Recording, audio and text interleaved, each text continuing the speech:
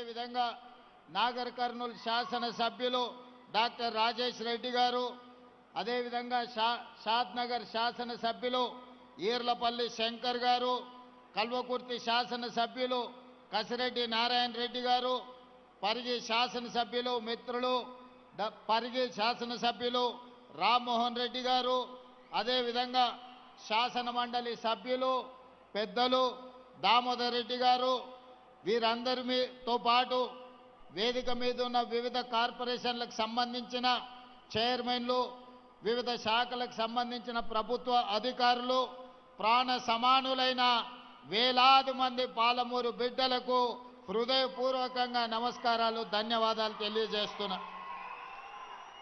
మిత్రులారా, ఈ నూతన సంవత్సరం సంక్రాంతి పండగ పాలమూరు జిల్లాకు వెలుగులు తీసుకురావాలని, ఈ జిల్లా దేశానికి ఆదర్శంగా అభివృద్ధి జరగాలని మనస్ఫూర్తిగా ఆలోచన చేస్తూ ఆకాంక్షిస్తూ ఆ దిశగా ప్రణాళికలు సిద్ధం చేసుకొని ఈనాడు ట్రిపుల్ ఐటీ కావచ్చు లేదా మహబూబ్ నగర్ జిల్లా ముఖ్యంగా పట్టణ కేంద్రంలో వందలాది కోట్ల రూపాయల అభివృద్ధి కార్యక్రమాలను ఈరోజు మనం ప్రారంభించుకోవడం జరిగింది.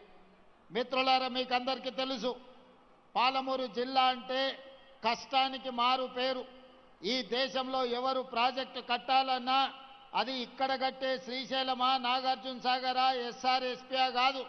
ఈ దేశంలో ఏ మూలకు సాగునీటి ప్రాజెక్టులు కట్టాలంటే తట్ట పని, పార పని, మట్టి పని పాలమూరు బిడ్డలే బాగా చేస్తారని ప్రసిద్ధి.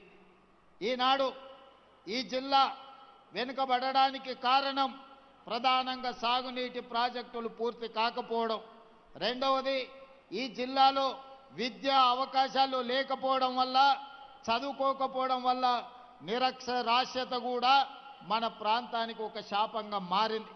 నాకు తెలిసి అరుణమ్మ గారు చెప్పాలి, దేశంలోనే అత్యధిక వెనుకబడిన మండల కేంద్రంగా గట్టుకు ఈ దేశంలోనే గట్టు మండలం అత్యధిక వెనుకబడిన మండలంగా ఈరోజు గద్వాల ప్రాంతం ఉన్నది. అంటే ఈరోజు తెలంగాణ ప్రాంతంలో కష్టపడే తత్వం ఉన్న, నమ్మకంగా విశ్వాసంగా పనిచేసే పాలమూరు జిల్లా వెనుకబడడానికి కారణం ఆనాటి పాలకులు, ప్రభుత్వాలు మన జిల్లాకు చేయాల్సిన న్యాయం చేయలేదు, ఇవ్వాల్సిన నిధులు ఇవ్వలేదు.